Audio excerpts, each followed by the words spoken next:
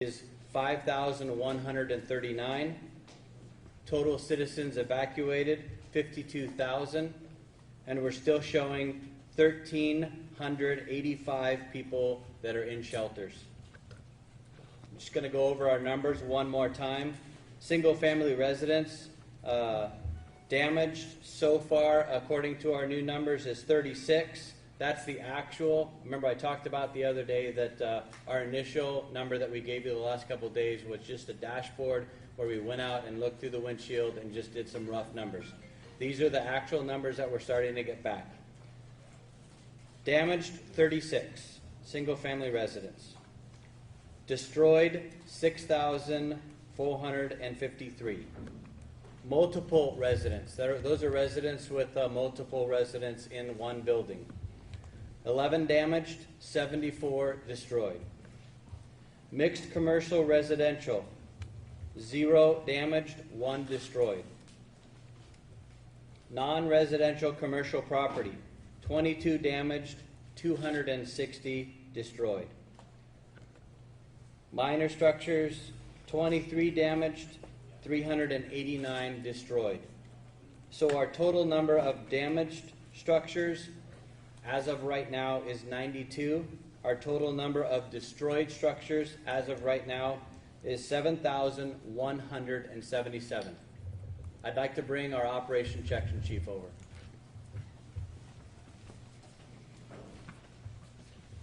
Good evening, Josh Bischoff, Battalion Chief for CAL FIRE from the Riverside Unit, and I serve on the Incident Management Team 4 as the Operational Section Chief. To start off with our overall operational update, we had a good day today. Although we did have some areas of the fire that were active, we were able to get a lot of work done.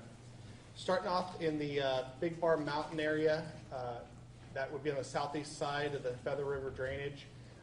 That area of the fire did continue to spread towards the Bear Ranch comm towers and towards the southeast. We were successful getting fixed-wing aircraft up there and flying to try and hold it in check. We've been able to move dozers up there and are starting to open up roads and try and connect the dots up there in that area. Down in the Big Bend area, the fire did continue to spread into Big Bend. We were in there and we were able to make good progress. Over in the Bloomer Hill area, that spot that did spot over to the Bloomer Hill area near the Brush Creek and Berry Creek, that spot did continue to slowly move towards the south. We have been successful with dozers getting an anchor point and are currently working around that slop over, trying to contain it. Moving over onto the Cherokee side, we did have that spot yesterday onto the Cherokee side. It's a little over 1,000 acres now. We were able to gain an anchor point and are working dozers and hand crews around that, trying to tie it back into the river.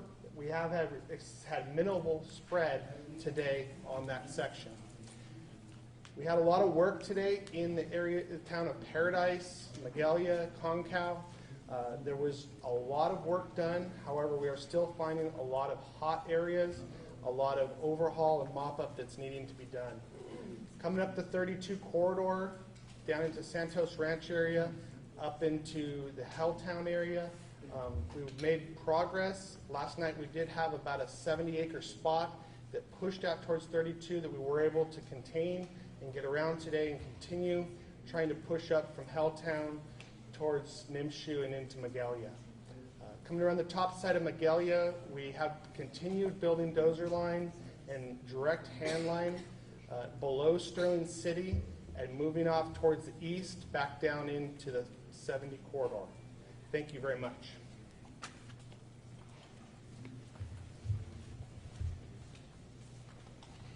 Good evening. My name is Aviva Braun. I'm a meteorologist with the National Weather Service based out of Cheyenne, Wyoming.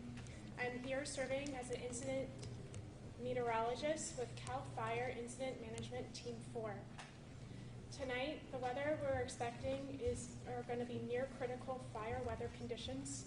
This means that we're going to be continued in our dry conditions that we've been seeing. We are also going to have those breezy northeast winds kicking up again along the ridge tops and down through the Feather River drainage. However, these winds will not be nearly as strong as we've seen the last few nights, which is why we do not have a red flag warning issued for the overnight period. Tomorrow we will see those continuing dry conditions, but the winds will be much lighter, mainly terrain driven. What this means for you, the air quality will be quite the same as what we've been seeing. Poor air quality each and every morning as the smoke settles into the valley every morning.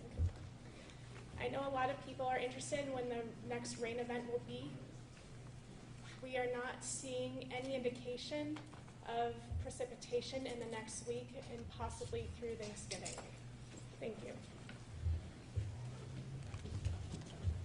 Good evening. My name is Jonathan Pangburn. I'm the Unit Forester for CAL FIRE San Benito Monterey Unit, and I'm the Fire Behavior Analyst with CAL FIRE Incident Management Team 4. The areas of concern that you heard about earlier, such as the area near Big Bar Mountain, above Paradise and Magalia, and south of Goat Point and Cherokee area, have no recorded fire history, and it remains in our lower elevations near 211 days since we have last had half an inch or more of precipitation. Fuels remain critically dry and receptive to increased spotting.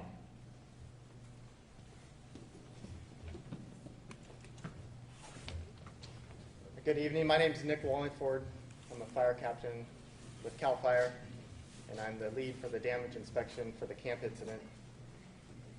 On behalf of CAL FIRE, Incident Management Team 4, and the damage inspection team in cooperation with the town of Paradise and Butte County, I'd like to announce that we're going to be releasing a public website that will be displaying the current progress of our damage inspection within the Camp Fire area. This website is going to display all structures that are damaged, destroyed, and then residential and commercial structures that were not damaged by the fire. Access to this website is going to be provided in a URL and will be accessible through any of the department's social media sites right now. This website, we want to remind everybody, it's just our most current data. This data is subject to change. It's a work in progress. There's a significant amount of work to do, and there are a significant amount of areas that our damage inspection teams have still not entered. Some of the basic functionality of the website, it will be an interactive web viewer. People will be able to write in an address, and it will take them to that specific location. And writing in an address won't take them to the status or the level of destruction within that area. It'll just show a visual area with icons on it. Each of those icons can be selected, and within that icon, it'll show basic information regarding the structure type and the damage or destroyed level. Again, I want to remind everybody that the URL or the website is going to be accessible through our social media accounts. Thank you.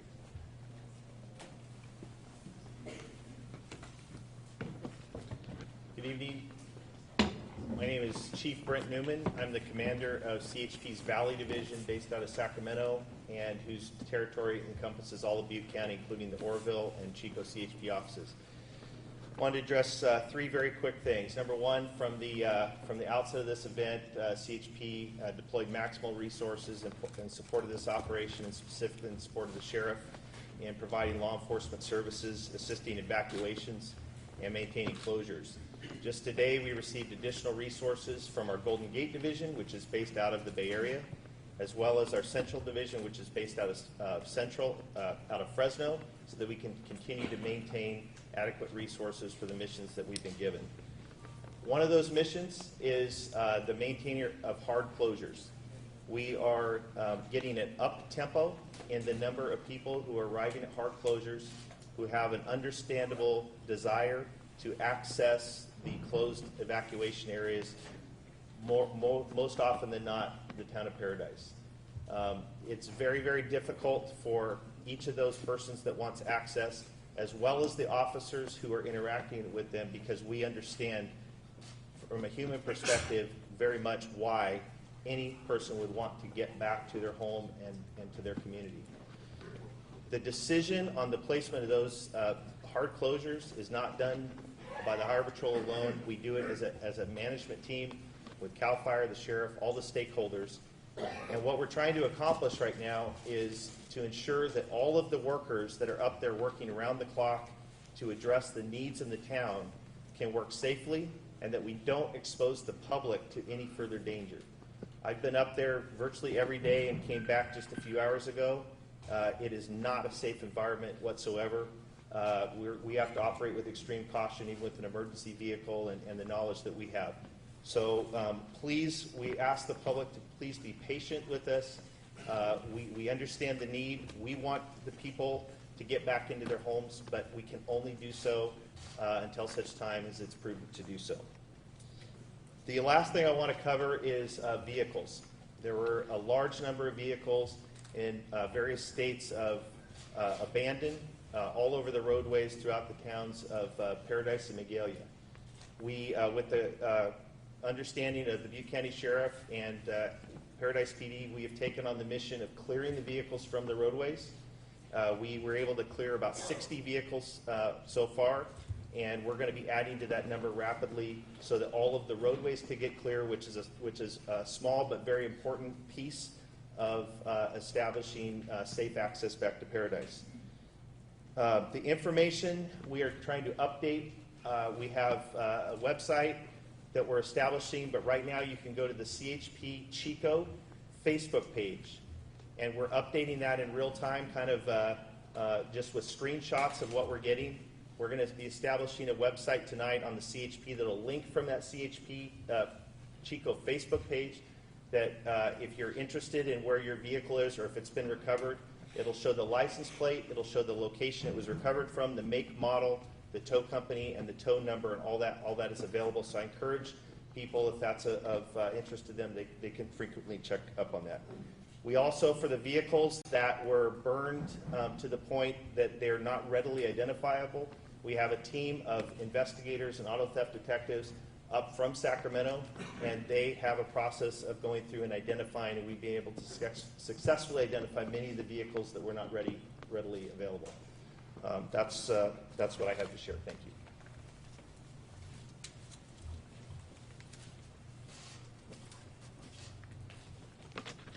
Good evening, everybody. My name is Corey Honey, and I'm the sheriff and coroner for the County of Butte. I'll begin my comments as I have done every night since this event began. This is the most current information that I have. Please keep in mind that this is a dynamic situation. This information is subject to change as we gather more information or more facts. I want to first begin to talk with you about the evacuation orders that are in place. You've heard what those were from my colleagues who preceded me.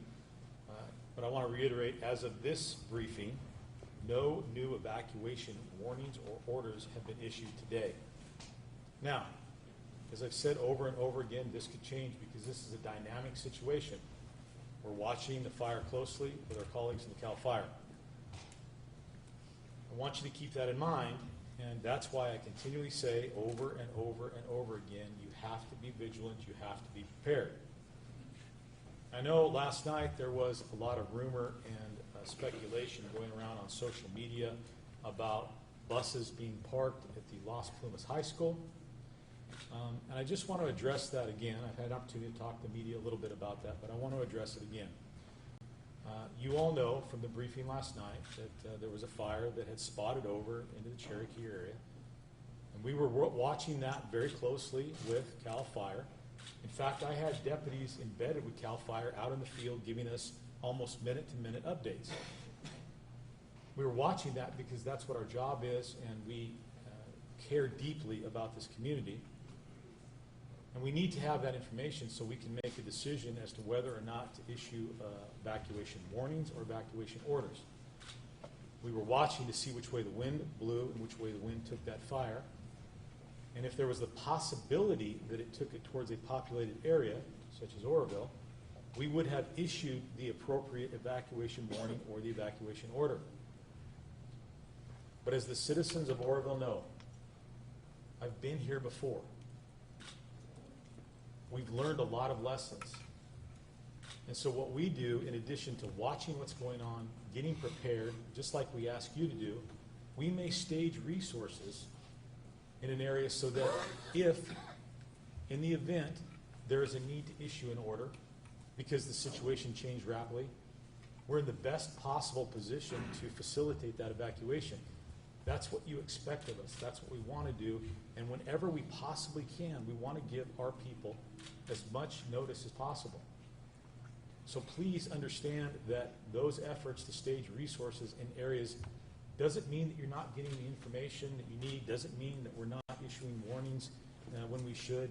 The fact of the matter is we're doing the job that you want us to be doing, and I'd ask you to not pay attention to rumors on the social media, but instead pay attention to us, and if an evacuation warning goes out, then follow that, or an evacuation order goes out, pay heed to that. Next, I'd like to reiterate some things or explain my support of Chief Newman and the California Highway Patrol. Before I do that, I want to thank the California Highway Patrol. Of course, I'm thankful for all of our partners, but the fact that they're up here manning these control points is a good thing. It's helping us a lot, and the fact that they've taken on the job of dealing with the cars is a huge burden taken off of our shoulders, and we appreciate that. But as the chief said, we are absolutely aware of how hard it is on everybody. As the days go by, we certainly understand the pressure and the desire to get people back into their homes, and we understand people wanting to do that. Again, I've been through this before, and I understand. But we don't make these decisions lightly, and we have to make sure that when we allow people back into an area, it's safe for them to go. There's been a lot of misunderstanding about this process, and we've had a lot of my office has been inundated with calls by people saying that if they just go to the sheriff's office and get a pass, they'll be able to go into the area. And I want to make it clear, my office, we do not issue passes to go into the area. If on a case-by-case basis there is some emergent need for someone to enter into the area, then we'll consider that, and my partners at CHP will consider that. But you're not allowed to go there unescorted. You would have to be going in escorted, and that's not a pass that is being issued by us. You would have to have a law enforcement officer escort you in. And you have to understand also that we don't have an infinite number of resources, and so we really have to be careful about how we utilize those resources. The last piece of that, I realize you're frustrated. I'm frustrated too. I realize that we're all getting tired. I'm getting tired too. But if you go there and you encounter this situation and ultimately you're not able to secure an escort, please don't take it out on the highway patrol officer who is doing his or her job. They're trying to keep you safe. And likewise, please don't call my dispatchers and cuss at them and berate them and yell at them. I know you're having a tough time. I respect that. My heart goes out to you. But I want you to understand that we, to varying degrees, are all living this too. And I have dispatchers who've lost their homes as well. They know what you're feeling because they're in the same boat, and they're trying to do a job too. And if you call them and yell at them and cuss at them, it just makes it that much more difficult for us to do the things that we need to do. So please, please consider that. I also want to announce that due to this ongoing emergency situation involving the campfire, the main lobby for the Butte County Sheriff's Office, located at 5 Gillick Way, will be closed to the public tomorrow, Tuesday, and Wednesday. We have staff still dedicated to the campfire, and it's appropriate to do that. However, just because our lobby is closed doesn't mean that we're closed down. The Butte County Sheriff's Office will obviously remain open for business in terms of the necessity to respond or handle to emergency calls or matters. We'll continue to respond to those incidents as well as any incidents involving or relating to the campfire. If there is a need to come to the Sheriff's Office in Oroville and make a report, you can do so by going to the lobby of the jail. That is open 24 hours a day, and you'll still have access. I want to talk a little bit now about suspicious incidents and looting within those areas where the evacuations have been ordered. As of today, we have 139 suspicious incidents that have been reported to us and that we have sent deputies or law enforcement officers out to investigate. Of those 139 suspicious incidents, in 16 of them, the people reporting them classified it or characterized it as looting. In every case, we've sent officers out to investigate. To date, there has been no arrests made for looting, but we continue to have law enforcement resources within those areas. We're doing saturation patrols, and we're trying to protect people's property by ensuring that people who shouldn't be there aren't there. And that goes back to the statement that I made with regard to allowing people through there. The more people we allow through there, and certainly if we allow people through there unescorted, then we increase the risk of looting. And it makes the job of keeping that area safe much more difficult. So that's why we are working in conjunction with California Highway Patrol to only allow access where absolutely necessary, escorted, and in a safe manner. As soon as we can get you in there, we will. As I told you last night, we established a call center for missing persons cases. We have 3 phone numbers that we have listed.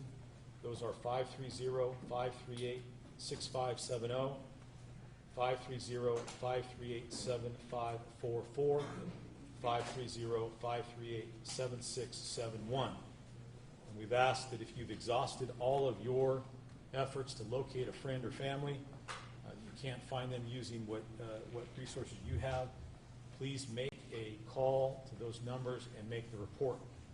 If you've previously called to report a missing, you can call one of those numbers and request an update. And if you have called and made a report and then subsequently located your friend or family member, please call back and let us know so that we can devote resources to other cases. We're still fine-tuning the process. There's 3 lines, and there have been times when the voicemails have been filled. We're working to correct that problem, and as I've told you in the past, every day we try to get a little better and better. So, as we stand here today, we've received 1,514 calls requesting welfare checks or attempt to contact people who are unaccounted for. We've been able to confirm the safety or resolve the fact that those persons were thought to be unaccounted for with 231 cases. So we have essentially been able to locate 231 people to date, which is up from 107 last night. You can see our detectives and deputies are out there doing a lot of work. I don't have an update for you tonight on the number of missing persons cases, and that is due to the fact that our new process with an increased call volume didn't allow my staff to go through all the data and provide that information to me. We'll do that when we get it. I told you last night that we have now 13 coroner search recovery teams from law enforcement agencies located throughout California in the Paradise, Magalia, Concow area, as well as all of the other areas affected by the fire, looking for human remains. I also told you that we had 3 anthropology search teams, and they were out working today. We actually are going to increase the number of resources that we're dedicating to that mission. We're going to do that by requesting 150 search and rescue personnel, which will start arriving tomorrow. We are also requesting 4 search and rescue management teams to help us coordinate the search, so that we're utilizing those search and rescue members effectively. We've asked for 2 portable temporary morgue units from the military to bring on site. We brought in, we're going to be bringing in a subject matter expert on disaster mortuary teams. Those are people who have experience with circumstances like this. We're bringing in some additional radio equipment to support that mission. And I've been receiving a lot of calls or a lot of questions about this. We're now at a point where we're going to bring in human remains detector dogs, or what often referred to as cadaver dogs. So we put a request out for that, and we'll be bringing those in. In addition to that, we're going to be bringing in a veterinarian support team to ensure that those dogs are safe and cared for. This is still a very dangerous area. We want to make sure that the dogs are safe while they're doing their work. And we are being supported by CAL FIRE. We have 12 engines assisting the recovery teams. We've talked about how there are still hot spots. We've talked about how there's still debris down.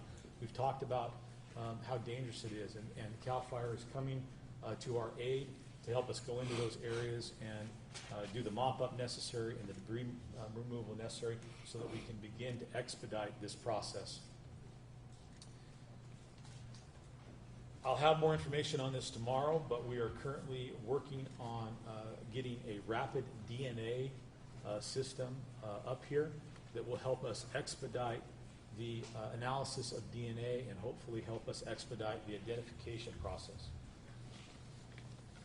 Finally, and again, it is my very, very sad duty to provide you with information on the number of human remains that we have located to date. As of today, an additional 13 human remains have been recovered, which brings the total number to 42.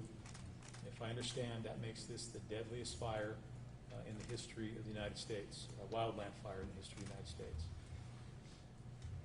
Of those 13, 10 human remains were located in Paradise, 7 in homes, and 3 outside.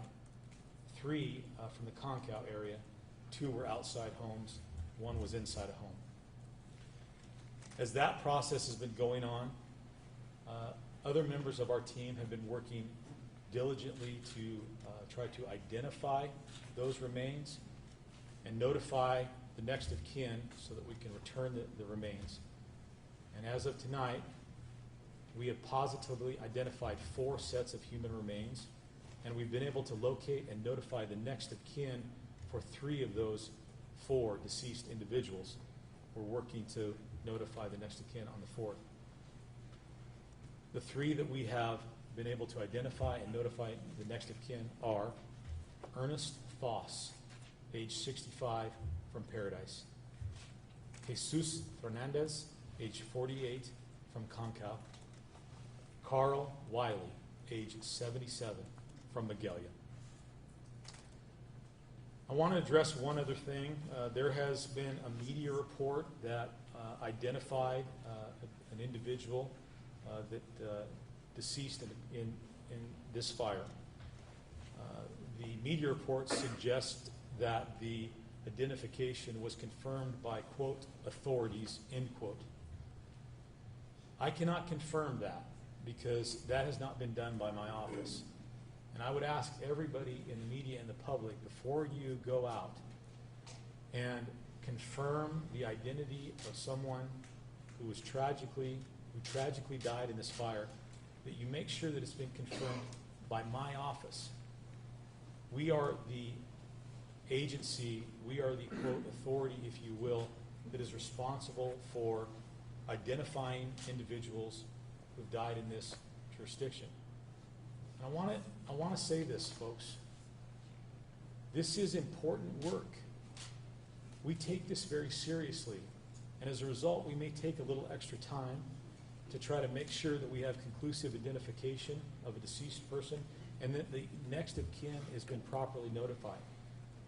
I would caution media outlets from releasing the names if they haven't confirmed it with us first, because you run the risk of misidentifying someone or identifying someone when the family hasn't been notified.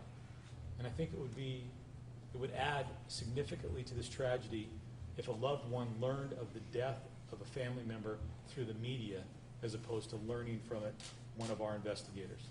I know you want to get the information out, but please, please, please work with me, work with my office so that we can do this in an appropriate, systematic manner and be as sure as possible and have some compassion for the family members of these people. Thank you very much. I appreciate your attention tonight. Could you give us the name spellings on? We'll get to that in a minute, okay?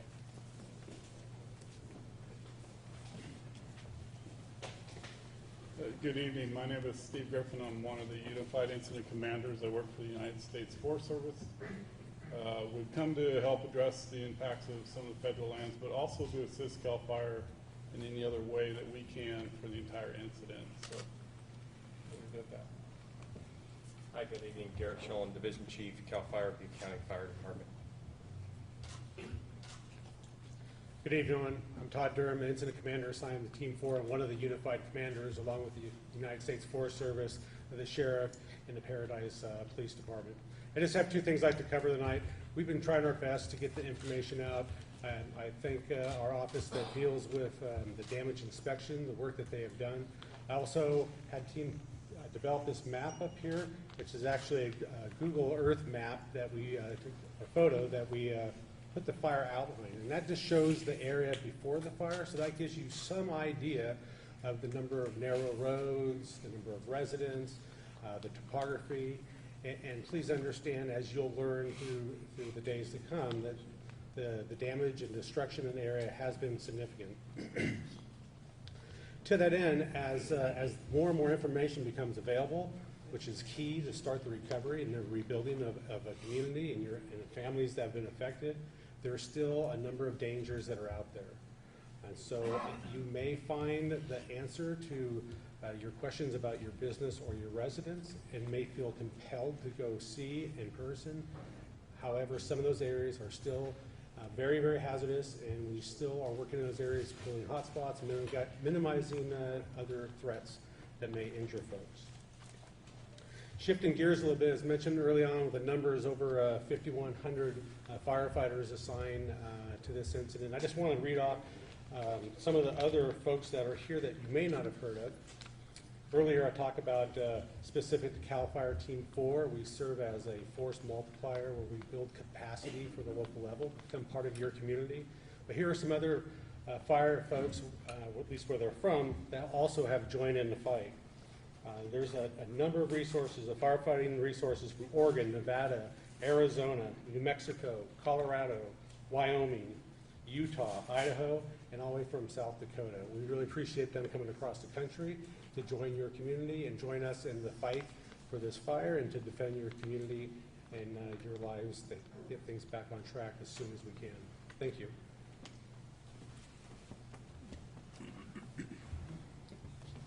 Before we open it up for questions, I want to bring a few things to your attention.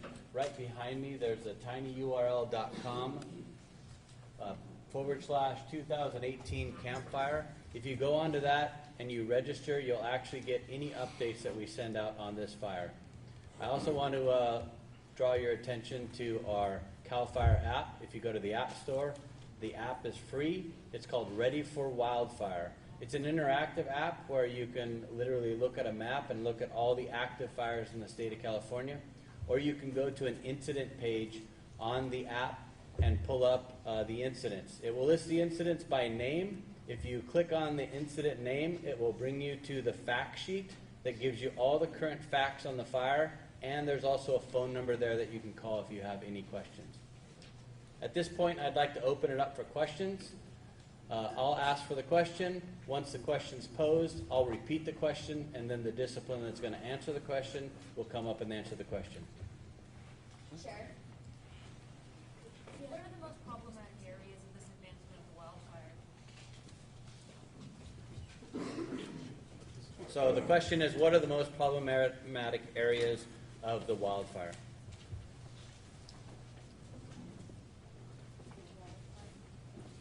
As I stated, that's a good question. As I stated in the operational update, there are three main areas that we are still actively engaged in firefighting. The Bloomer Mountain area has spread today. The area up near Sterling City, below, not towards Sterling City, but below Sterling City, and then the area that is on the southeast side of the Feather River that is burning, and that in the Big Bar area, those are the most active areas of the fire today.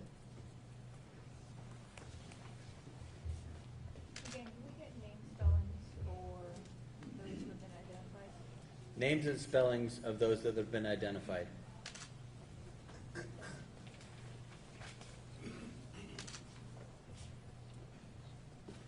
Ernest Foss, first name E-R-N-E-S-T, last name Foss, F-O-S-S. Jesus Fernandez, first name J-E-S-U-S, last name F-E-R-N-A-N-D-E-Z. Third, Carl Wiley, first name C-A-R-L, last name W-I-L-E-Y.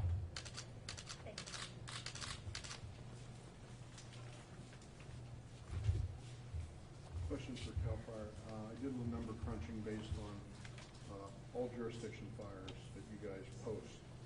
And adding the acreage from this fire and the ones in Southern California, not including the acreage of the 14 other fires that are burning in California, it looks like we have tried or surpassed the all-time record from 2008, the worst fire year in California. We have 6 weeks to go. What worries you guys about that? So the question is, somebody's done some research and they feel that we've surpassed the all-time record, Correct. which I haven't validated. And what are our concerns at this point? Well, first of all, thank you, sir, for having the interest to look at those numbers. I might have a red hat for you. But we have definitely found, those of us, specifically to Incident Management Team 4 the last 5 years, the season of fires, which we used to call fire season, which I strongly suspect is becoming an outdated term, is year-long. And so probably one of the number one concerns that we have CAL FIRE is just the emotional and physical fatigue of firefighters and our cooperators, law enforcement agencies, going to fires where historically we would go and a team would be out 10 to 12 days. And we're finding ourselves going out for a month on the firefight, a half a month assisting with the recovery, a very short period of time trying to get rest up and get our day jobs addressed, and then off to another major emergency. So from my experience, the number one concern right now as it relates to personnel is just the emotional and physical fatigue of the firefighters and the families, their families. Follow-up to that question is, given that this quote-unquote new normal appears to exist now, because you go back to 2007, 2008, was the only other 2 years we had over 1.5 million acres burned. Do we need to change the protocols? Do we need to increase the amount of equipment? Do we need to increase the number of aircraft to make this fight a better fight, or are we just simply going to set new records year to year? Well, that's a good question, and to determine whether this is the new normal or if this is a season, it definitely has had a pattern in the last 5 to 7 years. And yes, more personnel, more equipment will be helpful, but even more importantly, it shows the importance and underscores the importance of fuel modification, ordinances, and taking a look at not just the firefighting equipment and the number of personnel, which is extremely important, but we need to look on the front end on education, fuel modifications, working with our cooperators up and down the state of California, and how we use our landscape.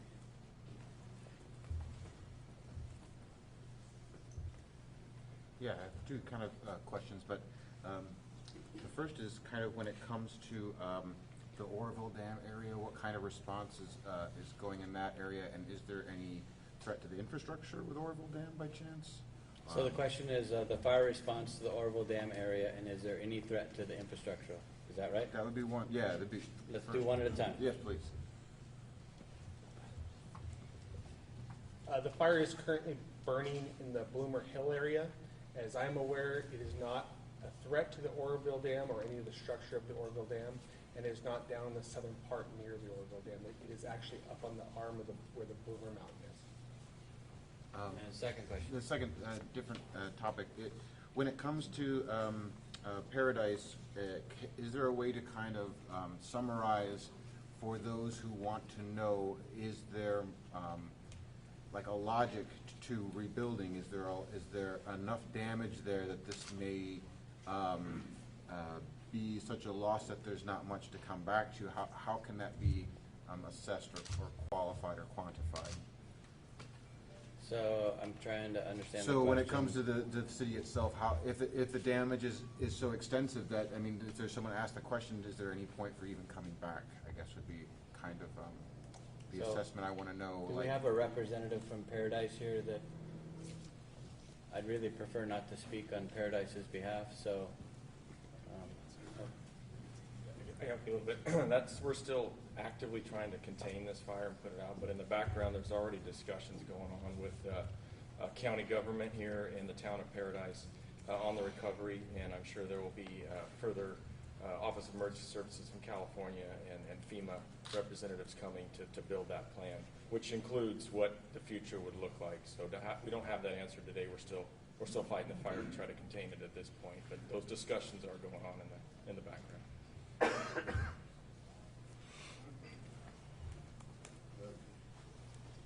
Jim Brashears, Town of Paradise Emergency Operations Center.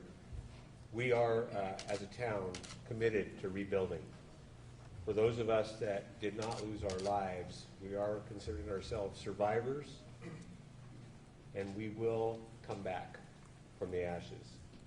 So yes, whoever asked the question, we are fully committed to building a new paradise.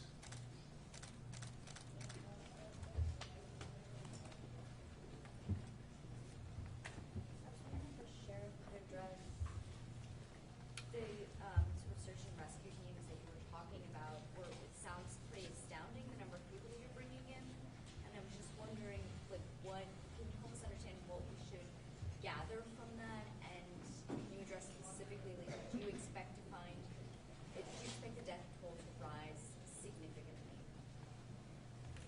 So the question is, basically, what does the operation look like? Is that what I'm getting? No, just more, it sounded from the layman's perspective, it sounds like you're bringing in a lot more people to look for bodies. What should we draw from that? And does that mean that you expect the death toll to rise significantly? So, this is an unprecedented event, as we know. And if you've been up there, you also know the magnitude of the scene that we're dealing with.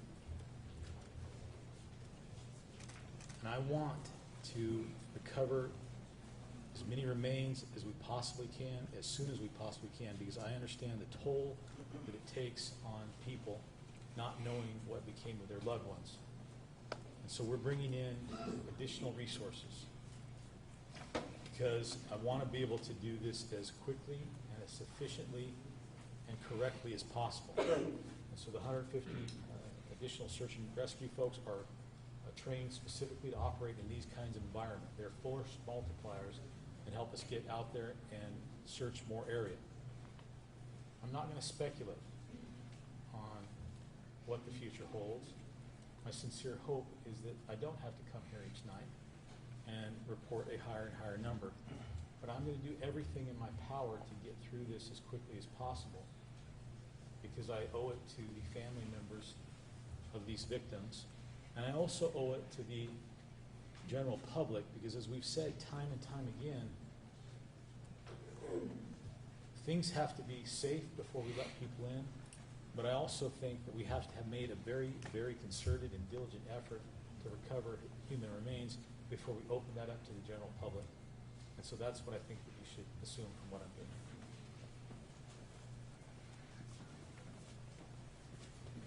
Can you clarify one more time, deadliest fire in U.S. history or California history?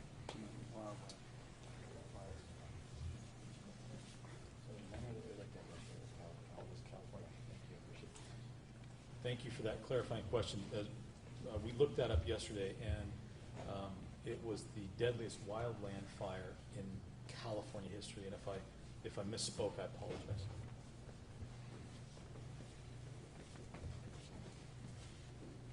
Can I get some clarification from the sheriff about the numbers surrounding the missing people in terms of the calls and the rest of the numbers as well? So clarification for the numbers for the missing people from the sheriff. And the date of arrival for the cadavers detecting dogs. And the date of arrival for the cadaver detecting dogs.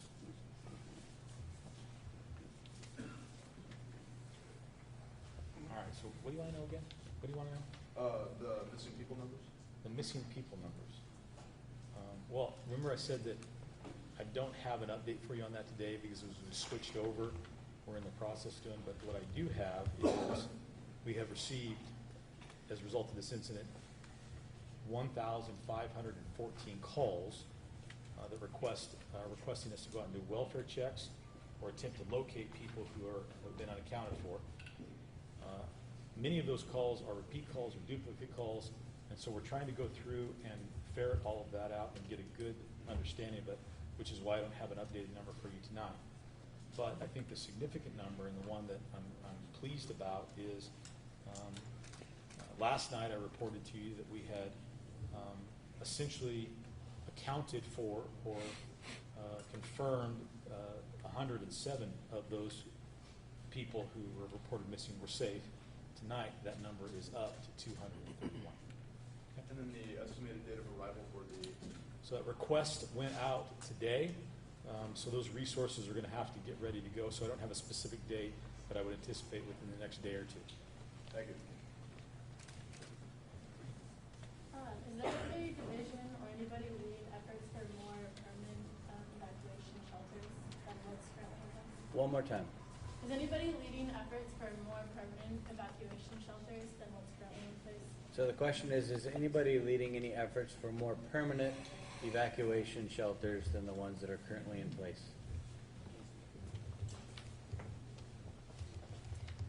Good evening. My name is Casey Hatcher, and I'm the Butte County Public Information Officer for the recovery effort. We have started the recovery effort, and we recognize that so many people are displaced from their homes, and we do have shelters right now for the incident, and we will be looking not only at short-term shelter needs, but kind of the mid-term and then also long-term housing needs. So we will be looking at a variety of things, whether that's more permanent shelters or whether that's placing trailers or units on property, things like that. So there are a variety of options to consider, and we formed a housing task force to address those.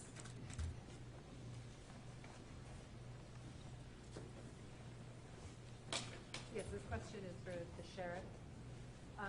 You've mentioned in the past that you try to be careful to not over-evacuate people because it can lead to issues. Can you clarify that a little bit, what issues you're talking about and if that has weighed into any decisions? So the question specifically is related to evacuations and over-evacuations. I'm not sure what an over-evacuation is, but I will. Alert. Okay, very good. I will clarify. If you're familiar with the history of our county over the last year and a half, 2 years, our communities have been subject to a lot of evacuation, starting with the spillway incident, and then we had fires after that, and now this. And so that takes a toll on people. On one hand, I think that it's very, very hard, very, very difficult when you are told to evacuate. On the other hand, as you do it, I guess you get a better understanding of it.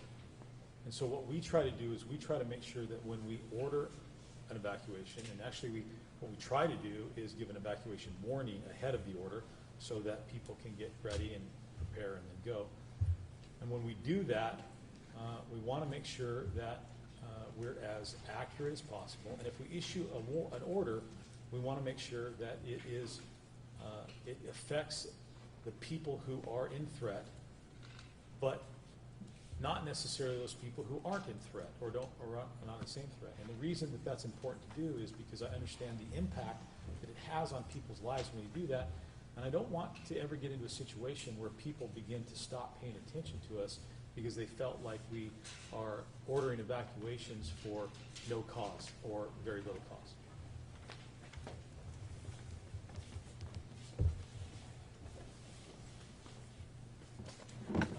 Last night, the sheriff told us that authorities were early in their efforts and had a lot of work to do in the search of Paradise. I'm wondering if you can give us an update today, how today went, where you would quantify where you stand today in that search. How many days more would we expect that search to continue? So the question is how many days more? Because I think you went over pretty thoroughly earlier the efforts that they had today and the new numbers. Okay. Is Is that what you're looking Yeah, for? if you could quantify, I mean, how much is left to search? Thank you for the question, and we had a discussion about this yesterday that I'm not going to quantify it in terms of a percentage or give you an estimate on the number of days. I still believe that we're early in this. I believe that there is a lot of work to do, but as you can see, I'm trying to bring in as many resources as I possibly can to get through the work as fast as we can, but still maintaining the integrity of the work. And so when it's done, or when we felt like we've completed it, I'll let you know, but until then, I'm not going to quantify. Thank you. You bet. For the three confirmed that are dead, I just want to confirm that the next of kin have been notified and which neighborhoods they're from. So just a confirmation of the neighborhoods that the confirmed fatalities are from, and confirming that the next of kin have been notified. Thank you for the question, and I appreciate it because I wouldn't have told you their names if I hadn't been assured that their next of kin was notified. And that's why it goes back to someone else reporting the name when we haven't told them. So what I have here today, Ernest Foss was from Paradise, Jesus Fernandez was from Concau, and Carl Wiley was from Magalia. Question. Are children among the missing or believed to be among the victims? And second, how do you determine which homes to search? One at a time. So the first question is, do we believe if children are among the missing? Or dead. Or dead. So as I sit here today, I don't have information as to whether or not children are among the missing. They report to me the numbers. You can see that we're having a high volume of calls, and so that we're going through that. I try to be cognizant of the time that my staff spends giving me information to talk with you, because I don't want to spend too much time doing that, taking away from the important work they're doing. And so I try to get as much information as I can reasonably to give you, so I don't have that. What was your second one? How do you determine which homes to search? Thank you. Is it based on the most information for the missing? Or? So first off, we follow leads. And so if we have some information from somebody that human remains were seen in the area, perhaps one of the law enforcement officers working in the area, one of the firefighters, or other folks who have a legitimate right to be there, suggest or tell us that they believe there's human remains, we're obviously going to go to that location. If we have information from people who've reported an individual missing and said that they know that the individual didn't leave their home, they said they weren't going to, that's a good indication that we should start there, especially if we find a vehicle there or something like that. Beyond that, we are also going to start, or we've been trying to look, and I think these additional resources will help, in those neighborhoods or areas where there is a higher probability of us finding human remains, in terms of what that would be, density in terms of the housing, whether there are vehicles in the area, things of that nature. So there's no specific science behind that, but it's about trying to do this work as quickly and efficiently as possible. All right. One last question. Well, I wonder if you can confirm the spelling of those three names of people who been identified. Can we come offline and do that? Is that all right? Yeah. Okay. We'll put a press release out with those names. Okay. All right, one last one. The sheriff said that he requested all the human rights resources that he mentioned, but is that from the federal government? And if so, is it thanks to the president's major disaster declaration? So, can you repeat the question? Because you said human rights, and I'm not sure. Sorry, human remains. Human remains. All right. So, one more time. So yeah, the sheriff said that he requested the human remains Yep. resources, and I was wondering, is that from the federal government? And if so, is it thanks to the president's major disaster declaration? So essentially, the question is, where did he request the human remains resources from, and was that because of the declaration? Correct. So all of the resources that we are utilizing and requesting are through California's mutual aid system, which has the ability to access both local, state, and federal resources. And the President's declaration doesn't have anything to do with what resources I request. and what resources I have access to through California's mutual aid system. All right, this concludes our press conference for tonight. We'll reconvene back here tomorrow at 18:01, 6:01 p.m. Thank you. I'm Erin Mellon with the California Water Resources.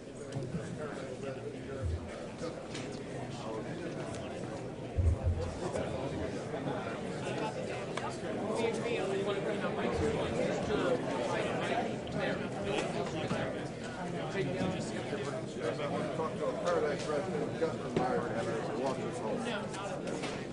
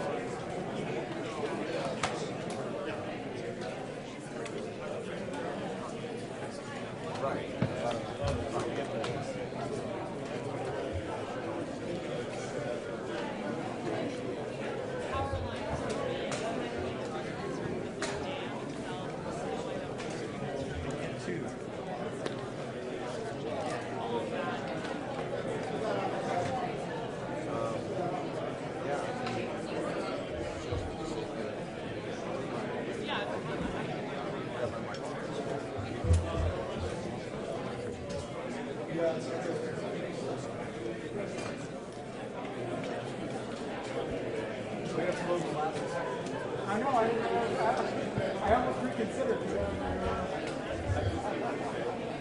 One more left. Something that I could get. Seriously, I